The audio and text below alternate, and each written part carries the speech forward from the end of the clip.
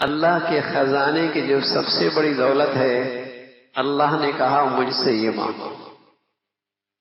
اور کہو اہدنا الصراط المستقیم، اے اللہ مجھے ہدایت نصیب فرما، ہدایت کا نور نصیب فرما۔ ارے میرے عزیزو، اللہ کے در کے، اللہ کے خزانے کے اس سے بڑی دولت ہوتی تو اللہ تو اپنے بندوں سے اتنا پیار کرتا ہے کہ ہم بھی اپنی بھلائی اتنی نہیں چاہتے جتنا ہماری اللہ بھلائی چاہتا ہے۔ جتنا اللہ ہمارا بھلا چاہتا ہے ہم اپنی ذات کا بھی اتنا بھلا نہیں چاہتے۔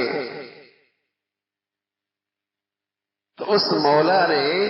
اپنے در کی سب سے بڑی دولت اور انسان کی سب سے بڑی ضرورت اس کی رہنمائی فرمائی کہ جب تم مانگو تو یہ مانگو اہدنا الصراط المستقیم، یہ دولت مجھ سے مانگو۔ اور میرے عزیزو، کوئی شخص دنیا میں ساری زندگی اولاد مانگے تو ممکن ہے اسے اولاد نہ ملے، کیونکہ اس کی ان دعاؤں کا بدلہ اللہ نے آخرت میں رکھا ہے۔ کوئی شخص ساری زندگی نرینہ اولاد مانگے، ممکن ہے اللہ نہ دے، کیونکہ اللہ نے اس کا اجر آخرت میں رکھا ہے۔ کوئی شخص ساری زندگی صحت مانگے، ہو سکتا ہے نہ ملے، اور ان دعاؤں کا اثر اور قبولیت کا بدلہ آخرت میں اللہ عطا فرمائے۔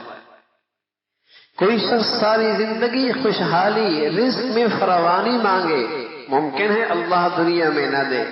کہ اس دعا کی قبولیت کا بدلہ آخرت میں موجود ہے۔ لیکن میرے عزیزو، یہ نہیں ہو سکتا کہ کوئی شخص اس دنیا میں سچی طلب سے اللہ سے ہدایت مانگے اور اللہ اسے ہدایت نہ دے، اس لیے کہ ہدایت کے ملنے کی جگہ آخرت نہیں ہے، دنیا ہی ہے۔ باقی جو بھی مانگے،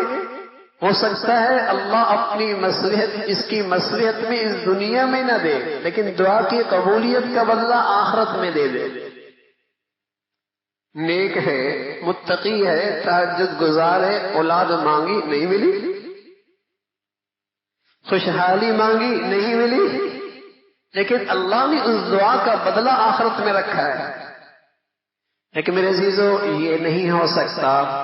کوئی سچی طلب سے اللہ سے ہدایت کا نور مانگے اور اللہ اسے وہ نہ دے۔ اس لیے میرے عزیزو، کبھی پریشان نہ ہوا کرے کہ یار کس فرقے کی بات مانے، کس گروہ کی بات مانے،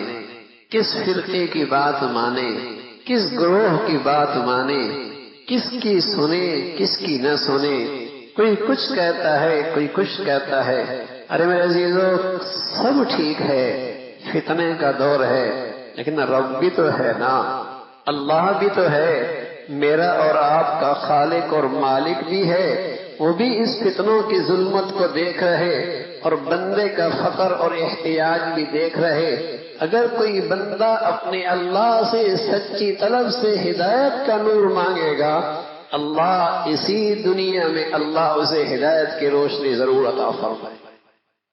خود بخود اللہ اسے اہل ہدایت کے ساتھ جوڑ دیں گے،